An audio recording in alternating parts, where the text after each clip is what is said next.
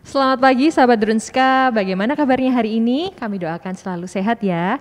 Jumpa kembali dalam acara Bincang-Bincang sama Doi Dr. Un Kandang Sapi Solo yang selalu hadir di tengah sahabat Drunska sekalian setiap hari Sabtu pukul 10 pagi yang menghadirkan perbincangan seputar kesehatan yang inspiratif dan kaya akan informasi bagi sahabat Drunska sekeluarga.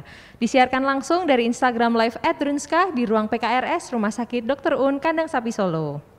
Nah, di Sabtu yang cerah ini, Bincang-Bincang Doi, Dr. Un Kandang Sapi Solo menghadirkan tema latihan untuk mengatasi nyeri leher. Dan saat ini, Christina sudah ditemani dengan fisioterapis Rumah Sakit Dr. Un Kandang Sapi Solo, Bapak Vivo Eki Pratama, Sarjana Terapan Fisioterapi, dan Ibu Dinta Sirdawati, Ahli Madya Fisioterapi. Selamat datang di acara Bincang-Bincang bersama Doi kita hari ini, Bapak Ibu. Ini boleh dipanggil Kak kah? Karena kita masih muda ya. Kak saja. Kak saja ya. Nah, ini sebagai pembuka, boleh dijelaskan secara singkat terlebih dahulu ini Mas Vivo atau Mbak Dinta ini latihan nyeri leher seperti apa yang akan kita praktikkan hari ini nanti? Oke, baik.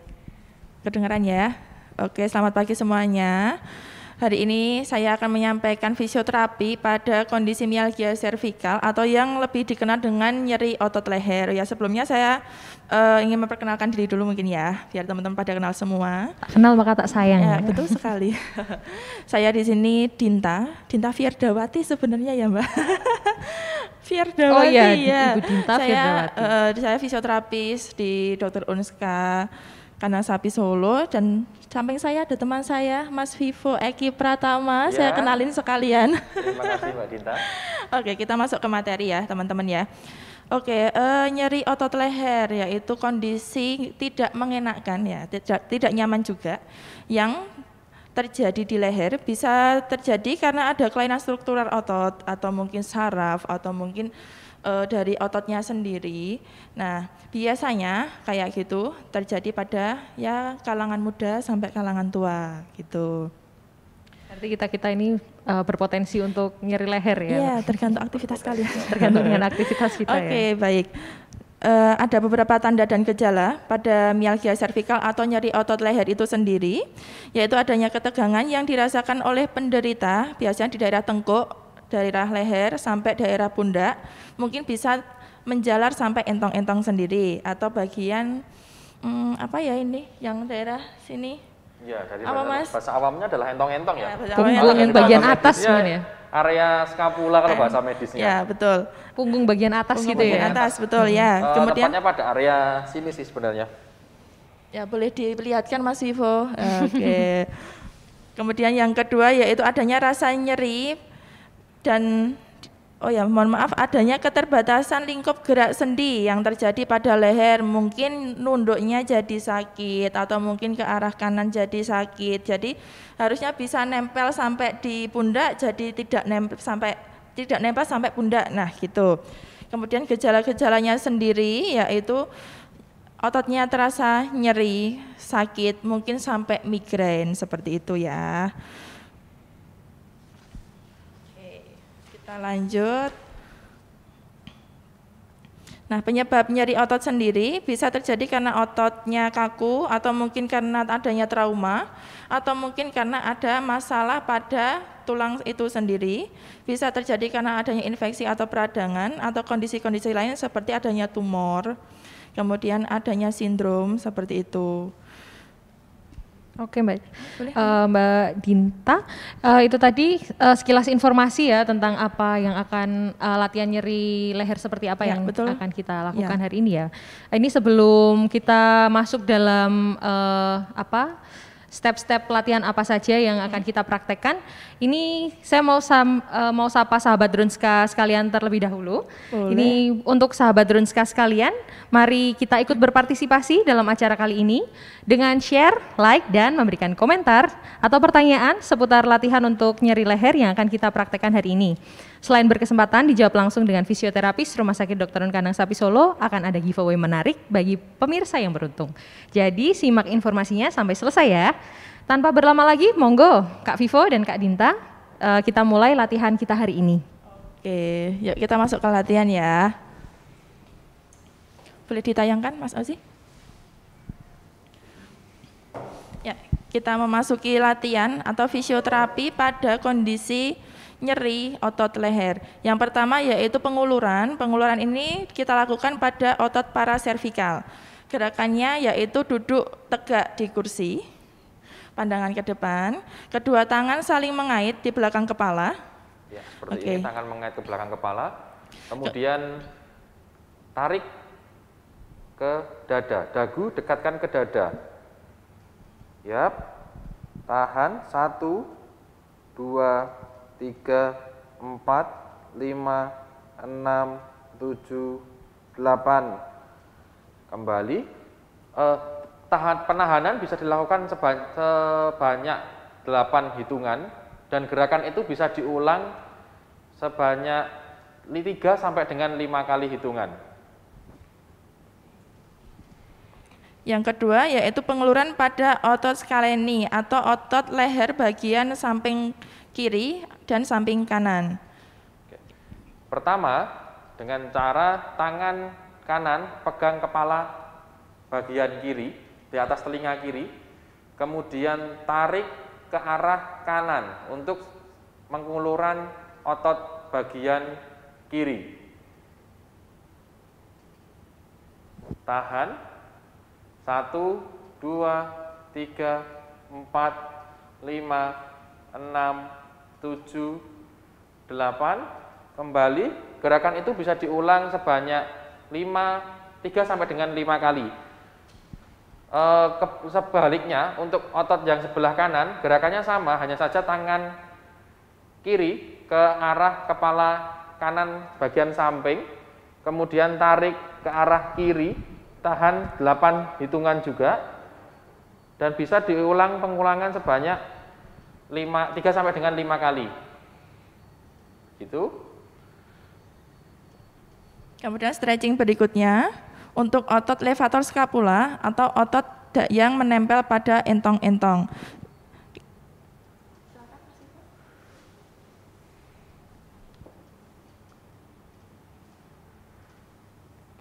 Yang pertama, kemudian untuk otot itu dengan cara nengok ke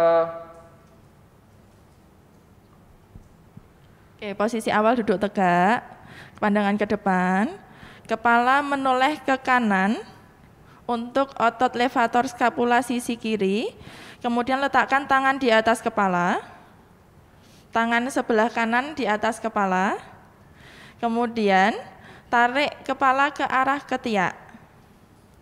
Tahan gerakan 8 sampai 10 hitungan, 1, 2, 3, 4, 5, 6, 7, 8. Ulangi gerakan tersebut 3 sampai 5 kali. Kemudian untuk otot levator scapula sisi kanan, letakkan tangan kiri di atas kepala sisi kanan. Kemudian tarik otot leher ke arah ketiak sisi kiri. Tahan gerakan 1, 2, 3, 4, 5, 6, 7, 8. Kembali. Lakukan gerakan tersebut 3 sampai 5 kali pengulangan.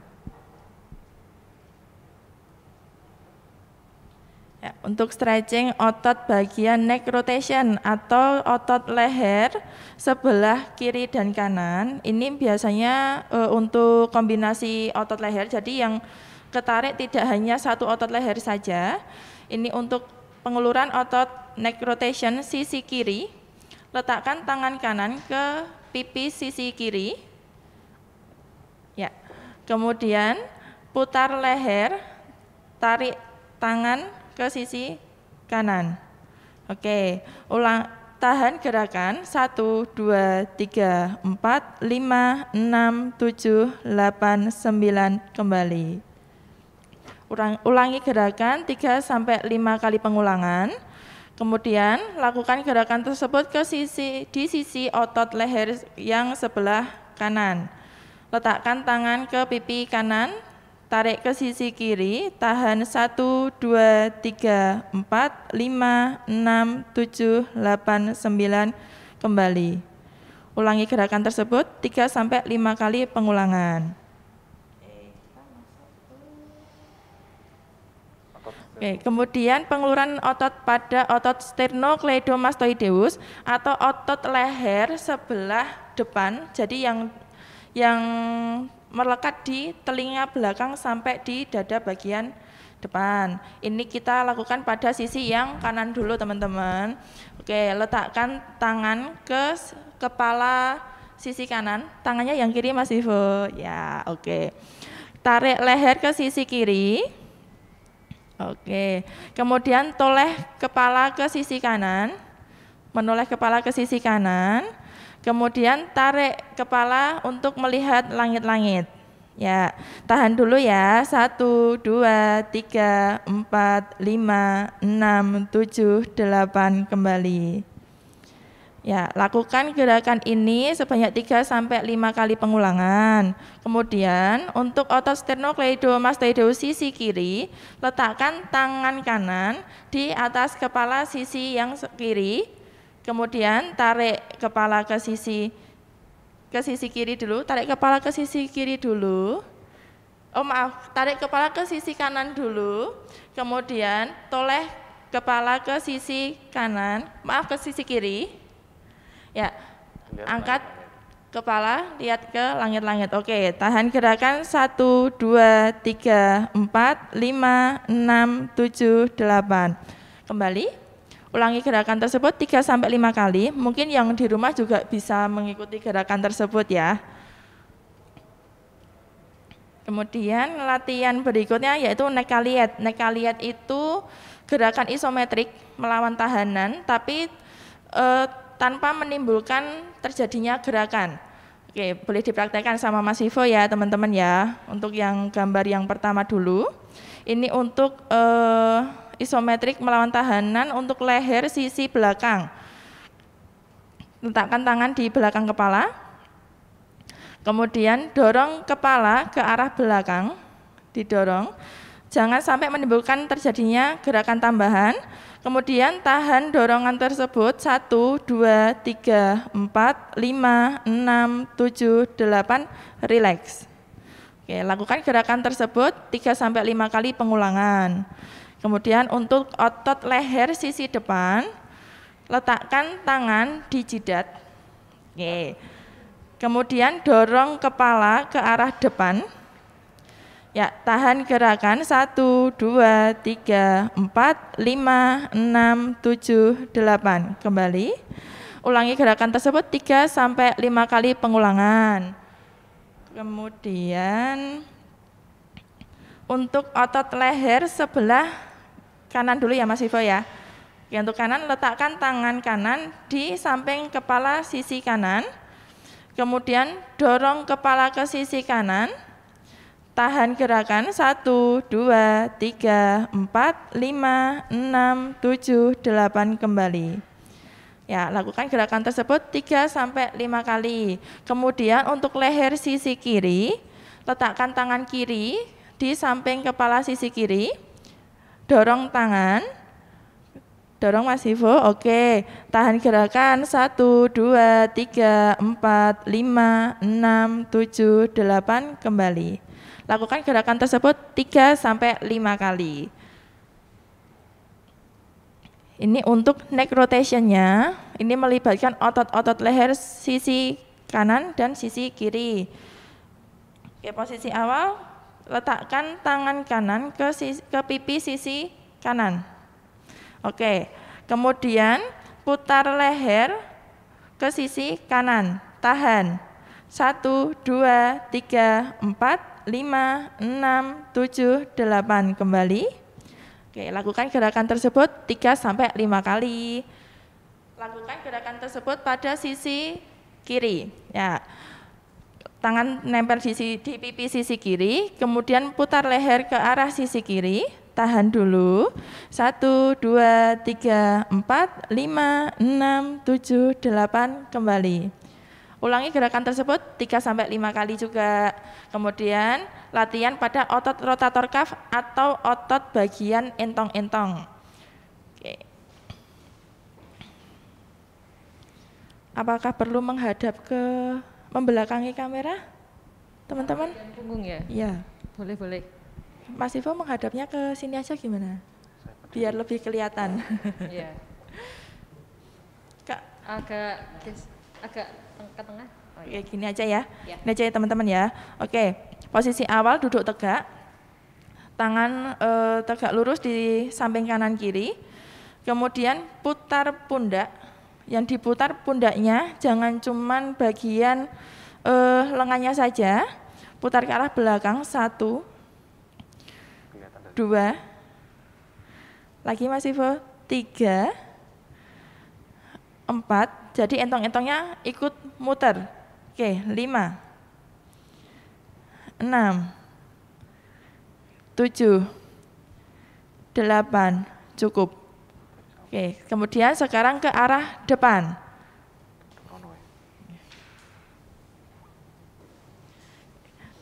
Sekarang putar ke depan ya teman-teman ya. Yuk, mulai. 1, 2, lagi. 3, 4, 5, 6, 7, 8, cukup. Gerakan ini boleh diulang 3-5 kali pengulangan juga. Ini sembari sahabat Drunska bisa praktekkan di rumah juga ya Kak ya? Boleh banget. Ini juga termasuk edukasi untuk latihan di rumah juga. Oke, sekilas tentang latihannya. Waktu saya kembalikan ke moderator. Silakan. Oh, sudah selesai ya Bapak Ibu. Begitulah sahabat Drunska. Kira-kira latihan nyeri leher seperti itu ya. Untuk latihan ini tadi, apakah bisa ditunjukkan untuk segala kondisi nyeri leher atau hanya gejala tertentu saja ya Mbak Dinta? Oke, untuk latihan tersebut sebenarnya ada indikasi dan kontraindikasinya Mbak. Tapi kalau untuk pengulurannya bisa dilakukan untuk segala macam kondisi yang berkaitan dengan nyeri leher tersebut kayak gitu. Ya ini untuk kontraindikasi dan kontraindikasinya mungkin kalau untuk yang untuk nekaliet itu yang untuk isometrik tadi, mungkin untuk kondisi kayak patah tulang leher itu tidak boleh. Kemudian untuk ada trauma itu ya mungkin pasca kecelakaan atau mungkin ada retak atau mungkin ada tumornya juga, itu kita harus lebih berhati-hati. Ada perhatian khusus kalau ada gejala seperti itu. Ya paling enggak kalau untuk kondisi seperti itu mungkin bisa dilakukan gerak aktif saja tanpa terjadinya penguluran otot seperti itu. Oh baik, tapi kalau untuk nyeri leher ringan seperti itu latihan seperti ini tadi bisa dilakukan bisa sekali ya. Mungkin untuk di rumah juga bisa kompres hangat dingin juga seperti itu ya. Ya, sekilas tadi tentang mialgia servikal ya Kak ya. Apa saja penyebab nyeri leher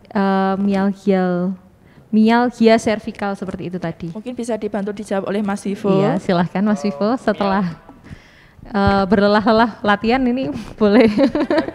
Mialgia servikal atau ketegangan otot itu tadi penyebabnya sangat banyak sekali, terutama karena postural tubuh yang salah. Misalnya kita sering menggunakan gadget, yang paling sering sekarang ini untuk kasus sekolah online atau main game, itu kan kita cenderung postural kita yang salah. Misalnya kita main game sambil tengkurap, itu bungkuk, posisi bungkuk gitu, atau duduk yang melengkung, itu menyebabkan nyeri atau kaku pada area leher. Yang paling sering muncul adalah sekarang ini pada remaja, itu ya karena gadget semuanya, rata-rata itu. Kemudian kalau itu yang kekakuan leher, nyeri leher karena masalah otot. Ada juga masalah karena nyeri leher karena nyeri. Itu karena nyeri yang menjalar seperti adanya stenosis servikal, terus adanya ankylosing servikal, spondylolistesis, spondylolistesis itu tadi sendiri adalah terjadinya pergeseran antara tulang di leher. Nah itu untuk mengetahui itu harus dengan pemeriksaan yang lebih lanjut dengan rongsen atau konsultasi ke dokter. Kalau indikasi untuk latihan hari ini adalah khusus untuk kaku dan nyeri leher saja. Seperti itu Mbak. Baik. Lalu untuk tanda atau gejala nyeri leher mialgia servikal tersebut apa saja biasanya, Kak? Tanda atau gejalanya? Adakah gejala tersendiri atau? Karena untuk ini judulnya nyeri otot leher, untuk tanda dan gejalanya sepertinya biasanya awalnya itu ditandai dengan rasa kaku, rasa kemeng, bahasa Indonesianya aja ya, rasa kemeng, kaku, kemudian pusing atau migrain, kemudian biasanya nyerinya tidak sampai menjalar karena ini yang sakit otot. Kalau yang sakit ini sudah berhubungan dengan syaraf, biasanya ada rasa kesemutan, nyeri menjalar, sampai panas. Mungkin sampai baal sama kesemutan beda ya. Kesemutan itu kayak geringgingan, tapi kalau baal itu sampai mati rasa, seperti itu sendiri. Baik, lalu apa saja yang bisa seseorang lakukan jika mengalami nyeri seperti itu tadi, Kak? Apakah hanya cukup latihan rutin atau bagaimana? Oke. Baik, ini saya yang jawab, boleh Mas Ibu? Monggo, atau mau gantian boleh? Mungkin bersama-sama. Mungkin nanti bisa dibagi-bagi ya teman-teman ya. Kalau saya ada yang kurang nanti ditambah sama Mas Ivo sendiri. Oke. Tadi pertanyaannya? Gejala apa? Apa saja yang bisa seseorang lakukan jika mengalami gejala nyeri seperti itu tadi? Oke. Penanganan pertamanya kebanyakan orang pasti minum obat. Mungkin dikiranya mau masuk angin, akhirnya larinya ke obat juga, seperti itu. Tidak semua nyeri leher itu bisa sembuh dengan obat. Karena apa? Otot itu nanti kalau didiamkan lama-lama bisa makin parah. Mungkin sampai kaku kayak kayu bisa. Karena apa? Minum obat, habis itu nyerinya hilang, ototnya nggak diapa-apain. Nah, hari ini minum 1 obat, selang beberapa bulan jadi dua obat sekaligus, obat nyeri. Dosisnya lebih tinggi gitu, seperti itu ya. Kan kasihan di ginjal ya. Mungkin penanganan pertama yang bisa dilakukan yaitu mungkin bisa kompres hangat. Asal tidak ada peradangan di dalam otot itu sendiri. Radang itu ditandai dengan demam, disentuh juga panas ototnya, itu ada radang. Kalau radang jangan dikompres hangat. Biasanya ada bengkak juga. Kemudian apa tadi Mas? Yang bengkak tadi ada panas, kemerahan dan bengkak. Itu tanda-tanda radang. Ini dilihat dari fisiknya nanti kelihatan ya Kak ya biasanya ya. Bisa dicek dengan palpasi atau sentuhan. Nah, itu jangan dikompres hangat. Kompresnya dingin aja gitu. Karena tapi sudah panas ya. Ya, tapi kebanyakan dingin itu apa Kak? Oh, es batu. Jangan es batu, nanti makin kaku gitu. Caranya gimana ya? Air biasa itu dimasuki es batu, habis itu dipakai buat ngompres. Itu dimasukin plastik aja nggak apa-apa biar lebih mobile sih sebenarnya. Kemudian yang kedua, jika sudah dilakukan kompres, bisa dengan stretching, tapi tidak dengan hari itu juga karena kondisinya masih akut. Kondisinya akut, jadi hanya dikompres panas atau dingin. Kemudian mungkin nanti nunggu 3 hari dulu baru boleh dilakukan stretching atau mungkin masas. Dimasas. Ya boleh, asal radangnya sudah hilang. Mungkin Mas Ivo mau menambahkan? Dengan catatan masas, jangan terlalu kencang untuk area leher. Area leher itu menurut saya bagian vital, soalnya kalau di situ terkena, seandainya terlalu masasnya terlalu kencang, bisa jadi fraktur di area servikal dan hasilnya malah nggak sembuh, malah tambah masalah yang berat. Fraktur itu apa Mas ini untuk yang belum tahu ini? Fraktur itu, sorry. Fraktur itu adalah patah tulang, sebaiknya itu, dan banyak sekali ada retak, ada apa, pokoknya yang permasalahan di tulang terjadi itu namanya fraktur. Oke, maaf. Terlalu tinggi nih untuk saya maksudnya. Oke. Sampai mana tadi ya? Lupa saya. Oh ya, mungkin untuk yang dimaksud Mas Ivo itu maksudnya masas itu tidak pijat alternatif ya Mas Ivo ya. Tidak dengan penekanan yang kuat. Kadang kan ada pijat yang sampai pakai kayu ditekan-tekan. Nah itu menurut saya kok bukan menghilangkan masalah, tapi akan menambah masalah. Terlalu ekstrim ya Mas. Terlalu ekstrim, betul. Kadang sampai ekstrim loh Pak, pakai kayu batangan itu loh, itu kan ya kalau enggak apa-apa sih, ya monggo sih, karena Sebaiknya Menurut tidak saya dilakukan. Ya, sebaiknya dengan pemijatan halus saja seperti kayak di bahasa kami adalah dengan effloret. Effloret itu adalah dengan usapan aja dulu. Itu sudah cukup membantu relaksasi seperti itu. Oke. Baik. Ya, begitu. Lalu terkait dengan latihan nyeri leher yang habis kita praktekkan ini tadi Kak, apa saja manfaat yang akan untuk mempraktekkan latihan seperti ini, manfaatnya jika dilakukan secara rutin bagi seseorang dengan kondisi seperti itu tadi, apa ya kira-kira? Oke. Mungkin ini apa gerakan yang seperti itu tadi kalau dilakukan secara rutin apakah baik gitu? Oh, malah saya sarankan untuk selalu dilakukan ketika misal untuk kita aktivitas setiap hari, kita duduk lama sekitaran 1 jam, itu kan di hadapan laptop, itu malah sangat bagus untuk dilakukan walaupun kondisi itu tidak nyeri. Untuk mencegah terjadinya nyeri dan kaku, bisa dilakukan gerakan seperti itu untuk istirahat di sela-sela jam kerja. Saya mematoknya jam kerja, soalnya banyak terjadi di kaku nyeri leher ini karena faktor pekerjaan semua, seperti itu. Kayak misalnya kita bekerja 7 jam madep laptop terus gitu. Wah. Dengan posisi yang kadang benar, kadang salah seperti itu ya Mas ya. Mungkin sebelum bekerja, sebelum mulai pekerjaan bisa direnggangkan dulu ototnya bisa seperti itu tadi ya. Atau di sela-sela. Setelah misalnya kita menghadap laptop 1 jam, 1,5 jam berhenti untuk istirahat. Nggak ada salahnya sih untuk meringankan daripada nanti muncul gejala. Terlalu overthinking juga nggak bagus sih Mas. Oh itu tambah kaku lagi kalau itu. Baik, untuk sahabat Drunska yang sudah bergabung ini cukup banyak, Mas Mbak. Untuk sahabat Drunska yang sudah bergabung boleh menyampaikan pertanyaan ke Kak Vivo dan Kak Dinta melalui kolom chat. Bagi sahabat Drunska yang beruntung nanti akan berkesempatan mendapatkan giveaway dari rumah sakit dan saat ini sudah ada banyak pertanyaan dari sahabat Drunska yang akan kita bacakan satu persatu ya Kak Dinta dan Kak Vivo. Oke. Ini ada pertanyaan sudah masuk sebentar.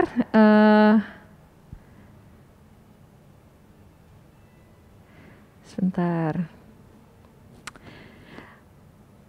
Ada dari @wulan dari Nevi 3. Kalau leher sampai punggung terasa baal, kaku gitu disebabkan karena apa dan cara mengatasinya gimana ya? Seperti itu. Itu tadi sudah kita singgung sedikit ya Kak ya? Ya itu tadi sudah kita bahas di awal. Saya sudah menjelaskan biasanya kalau ada rasa kesemutan, panas sampai baal, kita curiganya itu ada saraf yang terjepit di leher. Terjepitnya karena apa? Banyak sekali faktornya. Kita tidak bisa memastikan itu sendiri. Kita hanya bisa mengira-ira. Yang bisa kita lakukan yaitu merujuk pasien tersebut untuk melakukan ronsen atau mungkin konsultasi dengan dokter terlebih dahulu, biar tahu itu kenapa sih kok bisa sampai baal. Yang terjadi itu apa? Yang pasti itu saraf kejepit, tapi kejepitnya kenapa? Kita belum bisa mengetahui itu sendiri kecuali kalau dengan hasil ronsen kayak gitu. Mungkin bisa datang ke dokter spesialis saraf dulu biar bisa dirujuk untuk ke bagian radiologi untuk melakukan ronsen seperti itu. Seperti itu. Jadi tetap harus dengan penanganan medis dulu ya Kak ya, harus konsultasi dengan dokter dulu untuk mengetahui penyebabnya apa. Tapi kalau untuk gimana ya, untuk mengurangi rasanya, karena itu baal, berarti dia butuh sentuhan. Sentuhan itu apa ya? Sentuhan hangat sama dingin. Ya itu ya, jadi kita merangsang sensorisnya. Jadi kayak indera perasanya itu sendiri. Mungkin boleh dikompres dengan hangat, gitu. Jadi edaran darahnya biar lancar. Terjadi vasodilatasi di situ. Vasodilatasi itu yaitu pelebaran pembuluh darah. Jadi kalau aliran darahnya lancar, otomatis otot itu sedikit bisa rileks, seperti itu. Mungkin bisa dengan kayak usapan juga, kayak gitu. Habis itu boleh dengan stretching yang kita peragakan tadi. Banyak sih sebenarnya yang bisa dilakukan, yang pasti jangan sampai dipijet kalau untuk baal. Takutnya nanti malah semakin tambah memperparah keadaan gitu. Apa tadi Kak bedanya baal dan kesemutan tadi Kak? Oke. Baal itu kalau disentuh itu gedibel itu apa ya? Ada rasa kayak tebel. Jadi kurang berasa. Tapi kalau kesemutan mungkin itu griming-griming, ada rasa semut. Ya betul, kayak cekit-cekit kayak gitu ya Mas Ivo ya, kayak gitu sih Mbak. Kalau baal itu sudah lebih kaku daripada. Ya, jadi kayak naik satu tingkat dari kesemutan. Baik, siap Kak. Lalu pertanyaan berikutnya ini Kak, ada dari @ronarista. Bagaimana cara membedakan nyeri leher karena kolesterol tinggi dan yang bukan? Seperti itu. Agak Ini sulit ini ya. paling sering ditanyakan sama ibu-ibu ini. Oke. Silakan Mas Vivo. Ya, boleh Mas Vivo. Membedakan nyeri leher karena apa tadi Mbak? Karena kolesterol dan yang bukan seperti itu. Karena kolesterol dan bukan. Pertama, kita harus lihat dulu riwayat orang tersebut. Misalnya, sebelumnya udah sering kolesterol. Dalam arti sudah sering periksa itu ada kolesterol ya, berarti kemungkinan besar itu karena kolesterol. Kedua, dari segi fisioterapi sendiri kalau melihat itu karena kolesterol, biasanya kita harus merujuk dulu untuk cek ke laboratorium untuk membedakannya. Biasanya kolesterol itu setelah kompres hangat atau dingin di leher itu enggak apa ya bahasa Indonesianya enggak terjadi reaksi apapun. Nah, dan sama aja kakunya masih sama aja. Sudah baru wah iki kaku banget nih Mas pasian Mas. Nah, beberapa sekali terapi biasanya kalau dengan hanya masalah otot kemungkinan akan menurun. Kalau itu masih sama aja berarti kemungkinan besar kolesterol dan bisa dikonsultasikan lebih lanjut ke dokter agar mendapat rujukan ke laboratorium untuk cek kolesterolnya. Soalnya itu hampir mirip sekali dengan nyeri leher karena ototnya kaku dan kolesterol. Karena kolesterol sendiri menyebabkan otot kaku sebenarnya. Tapi kan penyebabnya kita tidak bisa menurunkan kolesterol seperti itu dengan cara obat dan laboratorium itu tadi untuk mengetahuinya. Baik, siap. Jadi tetap harus periksa seperti itu, memeriksakan diri karena tidak bisa mengira-ira gitu ya. Memang harus dicari penyebabnya, detailnya seperti apa. Baik, lalu ada pertanyaan kembali dari @wanti0411. Izin bertanya Kak, apa ada perbedaan dalam latihan nyeri karena saraf dan latihan nyeri leher karena ketegangan atau karena pusing seperti itu? Lalu kapan waktu yang tepat untuk melakukan latihan tersebut serta adakah syarat tertentu? Cukup lengkap ini pertanyaannya. Yang pertama pertanyaannya perbedaan latihan nyeri leher karena ada gangguan saraf dan nyeri leher karena ada ketegangan atau pusing. Sebenarnya kalau ketegangan itu juga bisa karena saraf atau seperti apa, monggo? Panjang banget. Ada perbedaan latihan nyeri karena penyebabnya karena dari sarafnya atau cukup karena ketegangan atau pusing seperti itu? Atau bisakah pusing menyebabkan nyeri leher? Oh, sebenarnya gini, biar saya bantu jawab ya. Oke. Sebenarnya kalau untuk latihan sendiri, untuk nyeri otot leher biasa atau untuk dengan gangguan syaraf sebenarnya hampir sama. Tergantung kita kebutuhannya untuk apa. Yang pasti kalau ada gangguan saraf nanti mungkin ada tambahan mobilisasi saraf. Kan biasanya nanti menjalarnya sampai lengan, sampai jari-jari. Itu bisa ditambahi dengan namanya ULTT. Nah itu ULTT nanti dibagi menjadi 3 bagian juga. Tapi kalau tidak sampai menjalar sampai tangan, kita tidak perlu melakukan ULTT tersebut. ULTT bisa dengan apa, Kak? Oke, ULTT itu mobilisasi saraf. Ya, mobilisasi saraf. Untuk saraf. Tuh. Jadi mungkin kalau ada masalah di sarafnya kita nambahi latihan sih sebenarnya. Kita menambah latihan. Jadi stretching sendiri kan sebenarnya untuk mencegah biar otot tidak kaku. Tapi kita menghilangkan saraf yang kejepit kita nggak bisa. Kita hanya bisa meringankan apa yang pasien keluhkan seperti itu. Kemudian yang kedua tadi apa, Mbak? Kapan waktu yang tepat untuk melakukan latihan tersebut, latihan ini tadi, dan apakah ada syarat tertentu seperti itu? Kalau syarat tertentu sih sebenarnya yang pasti jangan asal tulang tersebut tidak patah, tidak retak, atau mungkin juga tidak ada tumor, gitu. Boleh melakukan stretching, gitu. Kalau ada kaku sendi itu sampai melibatkan lingkup geraknya itu menurun, misalkan harusnya bisa nunduk segini, tapi kok tahu-tahu nunduknya cuma bisa segini aja. Nah itu juga ada tambahan latihan lagi seperti itu. Kalau untuk waktu yang tepat sebenarnya pagi bangun tidur itu lebih bagus. Sebelum Bapak Ibu sekalian bangun tidur habis itu keluar kamar ngapa-ngapain dulu atau mungkin pegang HP, mungkin sambil duduk di kasur stretching dulu, paling enggak gerakin leher ke kanan ke kiri bergantian biar lebih rileks dulu, barulah beraktivitas seperti biasanya. Boleh dilakukan pagi sama sore daripada nggak ngapa-ngapain. daripada cuma lihat handphone terus seperti ini kan bikin tambah kaku nih. Jadi mending latihan lah peregangan sedikit-sedikit, paling enggak nanti lambat laun pasti akan berkurang. Kita tidak menjamin sakit itu langsung sembuh. Fisioterapi itu menjaminnya sedikit-sedikit pasti sembuh gitu. Kemudian kalau pusing, tadi gimana Pak, pusing? Ada latihan atau sebenarnya pusing itu bisa membuat nyeri leher atau tidak? Tapi kalau misalkan bisa, itu latihannya apakah berbeda dengan yang nyeri saraf seperti gitu. itu? Sebenarnya pusing itu terjadi karena adanya otot yang kaku. Jadi pusing itu tidak menyebabkan kaku otot, tapi kaku otot ini adalah penyebab dari pusing itu terjadi, seperti itu. Baik, sudah terjawab ya Kak.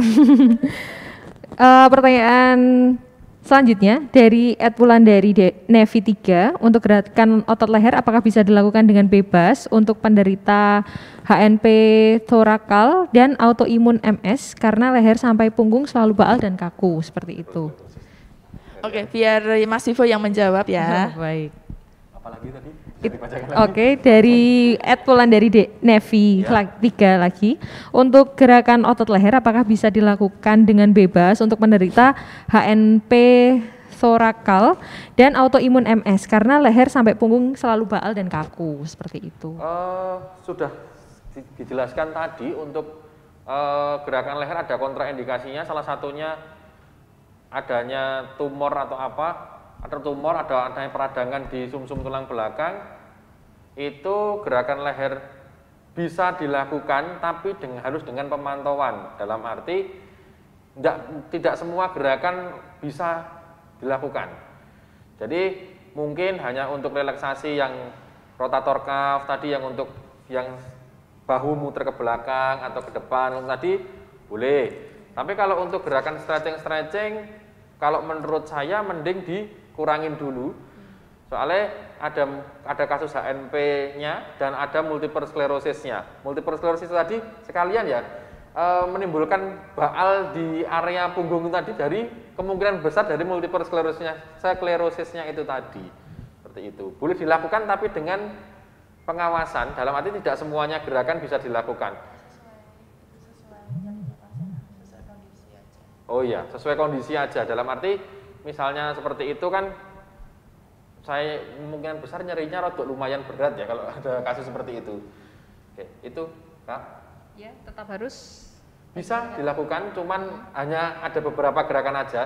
Yang saya sarankan hanya gerakan pada bahu, dan untuk leher mungkin hanya ke samping kanan, samping kiri, tidak perlu ditarik, hanya digerakkan seperti fungsionalnya leher aja. Jadi tetap harus dalam pengawasan juga ya Kak ya, tetap harus dan tetap konsultasi juga, ya, tetap harus konsultasi dengan ahlinya dulu ya, untuk bisa mendapatkan terapi yang tepat seperti itu. Gerakan yang tepat untuk aktivitasnya. Untuk dipraktekkan juga, untuk dilatih juga setiap harinya ya Kak ya. Baik, nah itu dia mungkin ini sedikit informasi dulu ya Kak tentang latihan nyeri leher dari Kak Vivo dan Kak Dinta. Untuk saat ini terima kasih untuk Kak Vivo dan Kak Dinta sudah berbagi informasi kesehatan dan latihan ini tadi. Ini kita sela dulu. Saat ini sudah ada jus Cafe Diet dari Cafe Diet Rumah Sakit Dr. Kandang Sapi Solo untuk Kak Dinta dan Kak Vivo. Boleh diicip dulu, boleh dinikmati secara bergantian. Selamat menikmati sembari saya menyapa sahabat Drone sekali lagi. Kita istirahat sebentar ya Kak. Ini karena ada banyak pertanyaan yang sudah masuk. Daripada nanti berlelah, sudah latihan masih menjawab, dan ini istirahat sebentar. Untuk sahabat Dronska yang belum tahu, ini Rumah Sakit Dr. Kandang Sapi Solo menyediakan layanan catering makanan sehat dan minuman sehat dari Cafe Diet Rumah Sakit Dr. Kandang Sapi Solo. Berlokasi di main hall rumah sakit, menu diet bisa diorder secara online maupun offline dan bisa diantar sampai ke rumah sahabat Dronska juga. Nah, untuk sahabat Dronska yang ingin memesan menu catering makanan sehat, kue kering rendah lemak, catering sonde, dan makanan pendamping air susu ibu, serta jus segar dan sehat seperti yang kita nikmati saat ini, sahabat Drunska bisa langsung menghubungi nomor Cafe Diet di 0815 7639 333. Saya ulangi 0815 7639 333. Oh iya, bagi sahabat Drunska, setiap tanggal 3, yaitu hari Jumat minggu depan, beli jus di Cafe Diet dengan tumbler Drunska seperti yang ada di depan ini akan mendapatkan potongan harga 30%. Selain bisa menjaga lingkungan dengan mengurangi plastik, juga bisa berhemat dan sehat. Tumbler Drunska bisa sahabat Drunska dapatkan juga di Kansamart lantai 1 Gedung Twin Towers Rumah Sakit Dr. Un Kandang Sapi Solo. Selain itu buat sahabat Drunska yang masih harus di rumah aja namun perlu konsultasi dengan dokter, don't worry. Karena rumah sakit juga menyediakan pelayanan telemedicine di mana konsultasi tatap muka bisa dilakukan melalui aplikasi smartphone dengan mendaftar melalui website di rajal.drunska.com, dan untuk obatnya bisa diantar dengan layanan antar obat atau LAO. Selain itu, memasuki masa adaptasi kebiasaan baru saat ini, sahabat Drunska juga bisa melakukan screening COVID-19 dengan swab antigen dan swab PCR dengan sistem drive-thru serta non-drive-thru di Rumah Sakit Dr. Un Kandang Sapi Solo. Pendaftaran, penjadwalan periksa, dan cek hasilnya bisa dapat melalui website di antigen.drunska.com serta pcr.drunska.com. Informasi jadwal dapat disimak pada banner berikut ini ya. Baik Kak Vivo dan Kak Dinta, kita lanjut tanya jawab lagi ya. Boleh. Sesi tanya jawab kedua ini. Sepertinya menarik sekali ya. Iya, ini sepertinya menarik banyak sahabat Drunska ini.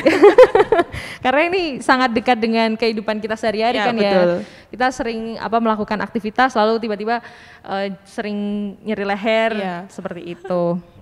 Ini ada pertanyaan berikutnya dari @alexrian2412. Dok, saya baru sembuh dari COVID. Setelah sembuh saya sering merasa nyeri dan pegal pada leher dan tulang belakang saya. Apakah gerakan-gerakan yang tadi itu bisa saya langsung peragakan atau harus saya konsultasikan dulu sama dokter seperti itu?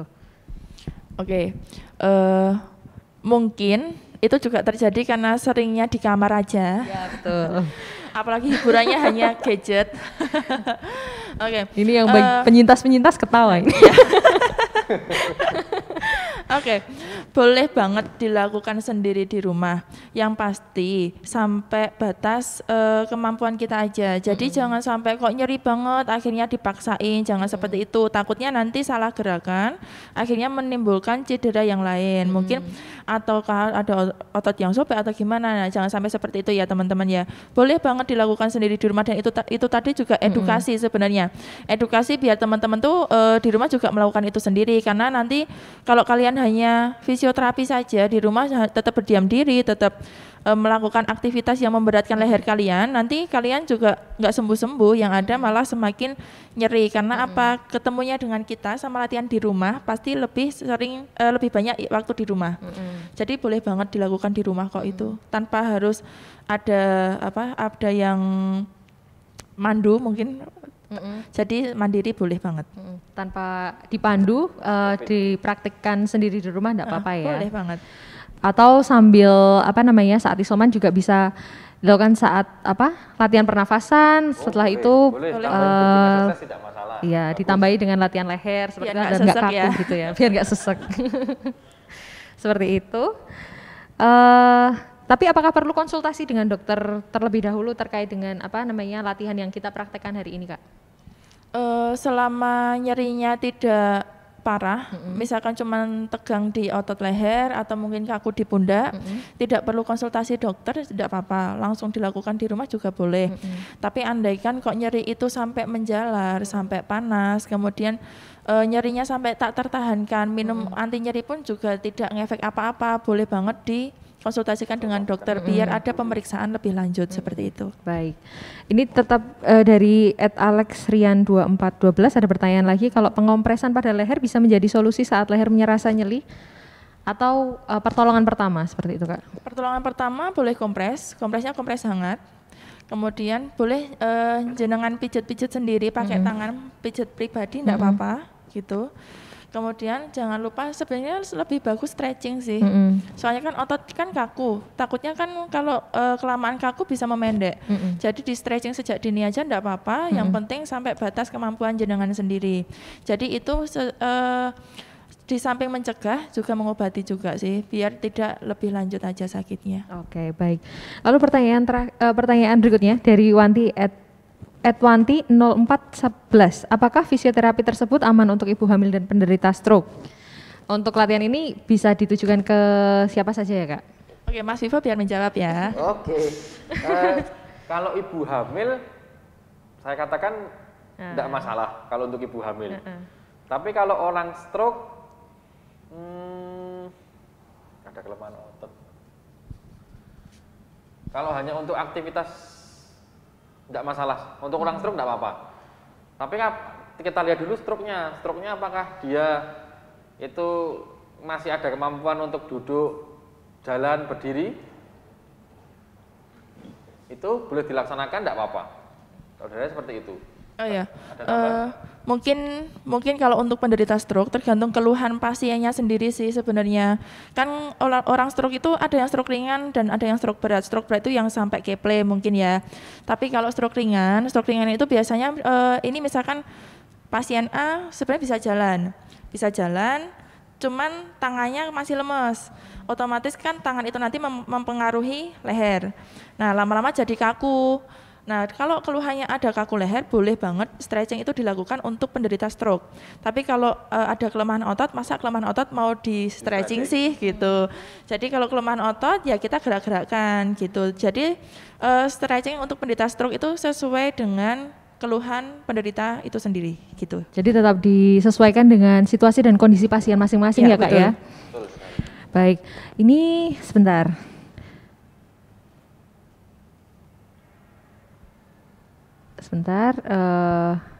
Ya ini ada pertanyaan terakhir dari @fnd_hananti. Boleh tanya Kak, seringkali nyeri di leher pas bangun tidur. Saya seringkali nyeri leher pas bangun tidur. Apa dengan minum obat penghilang nyeri itu baik? Kadang kita tidak boleh tahan sebab harus pingin kerja. Oh maksudnya apakah kalau nyeri itu langsung minum obat itu baik? Karena kadang sudah tidak tertahankan sebab harus ingin segera beraktivitas seperti itu. Oke, pertanyaan menarik kalau ini ya. Ini banyak sekali pertanyaan seperti ini disampaikan ke kita sebagai fisioterapis dari pasien-pasien, kebanyakan pada minum obat nyeri ini, minum obat nyeri itu. Sebenarnya minum obat nyeri kita bolehkan, asal diminumnya saat nyeri saja. Cuman kalau kebanyakan obat nyeri itu bisa membuat ginjal teman-teman tuh juga bermasalah karena dosisnya tinggi seperti itu. Biasanya kalau bangun tidur kemudian leher itu nyeri, kemungkinan karena penggunaan bantalnya mungkin terlalu tinggi bisa, atau kebanyakan miring ke kanan atau ke kiri juga bisa. Tapi lebih seringnya sih karena bantalnya yang ketinggian sih. Jadi baiknya dikonsultasikan dokter juga, jadi biar tidak minum obat secara terus-menerus begitu. Baik, itulah sahabat Drunska, informasi dari Kak Vivo dan Kak Dinta. Kak Vivo dan Kak Dinta, tidak terasa ini waktu perjumpaan kita dengan sahabat Drunska hari ini sudah hampir habis. Terima kasih banyak untuk edukasi dan informasi yang diberikan kepada kita semua. Sama-sama. Siang hari ini. Nah ini ada kenang-kenangan berupa kaos dari Rumah Sakit Dr. Un Kandang Sapi Solo. Mungkin bisa dibuka terlebih dahulu, Kak Dinta dan Kak Vivo. Iya betul. Bisa ditunjukkan sama sahabat Drunska sekalian. Wah, tulisannya sangat menarik ini. Ono empati ning atiku. Iya, mungkin boleh ditunjukkan sama teman-teman. Kayaknya ketuker ini ukurannya. Iya. Waduh. Iya. Ono empati ning atiku. OEN Un. Ini adalah semangat kita bersama untuk melayani Dokter Un tetap aman. Iya, semangat kita untuk melayani sahabat Drunska di rumah, sahabat Drunska sekalian dan pelanggan terkasih Rumah Sakit Dr. Un Kandang Sapi Solo. Terima kasih Kak Dinta dan Kak Vivo. Boleh duduk. Ini sebelum kita tutup, ini Kak Dinta dan Kak Vivo mengakhiri perjumpaan kita kali ini, mungkin ada take home message yang ingin disampaikan untuk sahabat Drunska sebelum ditutup. Monggo, Kak Vivo dan Kak Dinta. Terkait dengan latihan nyeri boleh atau ada pesan kesan yang ingin disampaikan sama sahabat Drunska di rumah, monggo. Ya, dari Mas Vivo dulu atau saya dulu mungkin? Ada dulu silahkan. Oke, kalau untuk pesan untuk teman-teman di rumah, ya baiknya kan kita memperhatikan diri kita sendiri. Kita itu seringkali lalai untuk beristirahat saat bekerja. Mungkin banyak yang kecanduan gadget atau mungkin depan komputer seperti itu. Alangkah baiknya kalian merubah posisi kalian setiap 1 jam sekali demi mencegah agar keluhan nyeri otot leher itu tidak terjadi seperti itu. Nah, jadi gimana caranya Kak untuk positioningnya kayak gitu? Andai kan kalian kok bekerja di depan laptop atau komputer, 1 jam sekali berdirilah sejenak, kalian goyangkan leher kalian ke kanan ke kiri, habis itu kalian kembali lagi ke depan kerjaan kalian lagi, boleh banget. Itu selain mencegah juga kalian mengobati keluhan-keluhan kalian sendiri. Kemudian perhatikan posisi-posisi ergonomi kalian sendiri seperti itu. Jadi posisi juga menentukan ya Kak ya? Iya, betul. Apalagi untuk kalangan muda. Kalangan muda, jangan sampai nanti kita tuanya ada keluhan-keluhan nyeri leher ya, apalagi sampai baal tuh kasihan. Karena memang rutinitas posisi yang salah saat beraktivitas seperti itu ya, tadi ya Kak? Pesan saya itu sih, jadi jangan terlalu lama depan komputer lah, paling enggak 1 jam sekali kalian rubah posisi kalian sendiri seperti itu. Terima kasih banyak Kak Dinta. Sama-sama. Dari Mas Vivo ada take home message untuk sahabat Drunska? Kalau saya mungkin lagi pandemi seperti ini, untuk teman-teman yang isoman, jangan berdiam diri aja, lakukan gerakan-gerakan itu. Selagi mungkin berjemur, silahkan lakukan gerakan-gerakan leher, gerakan badan, asalkan satu catatan, nggak sesek. Kalau sesek, konsultasikan ke dokter dan istirahatlah. Betul. Tetap jaga jarak semuanya. Kita di sini jangan kendor, tetap jaga jarak, pakai masker itu wajib. Tetap terapkan protokol kesehatan ya. Protokol kesehatan seperti itu. Oke, tetap semangat semuanya. Tetap semangat, tetap jaga kesehatan masing-masing untuk kita semua. Baik, terima kasih untuk Mas Vivo, terima kasih juga untuk semua sahabat Drunska yang sudah setia mengikuti dari awal hingga akhir. Pemenang giveaway akan diumumkan besok melalui Instagram TV @Drunska. Jadi tetap ikuti sosial media kami di Facebook, Instagram, dan YouTube @Drunska serta website kami di www.drunska.com untuk informasi kesehatan terkini dari Rumah Sakit Dr. Un Kandang Sapi Solo. Selamat melanjutkan aktivitas buat sahabat Drunska sekalian. Jangan lupa tetap mematuhi protokol kesehatan, menjaga kebersihan, dan selalu menjaga kesehatan. Kita berdoa bersama agar wabah virus corona ini segera berakhir. Amin. Semangat dan sehat selalu untuk sahabat Drunska sekalian. Saya Kristina mohon maaf apabila ada salah kata atau ucap yang saya sampaikan. Terima kasih. Sampai jumpa di acara Bincang-Bincang Doi selanjutnya. Bye-bye.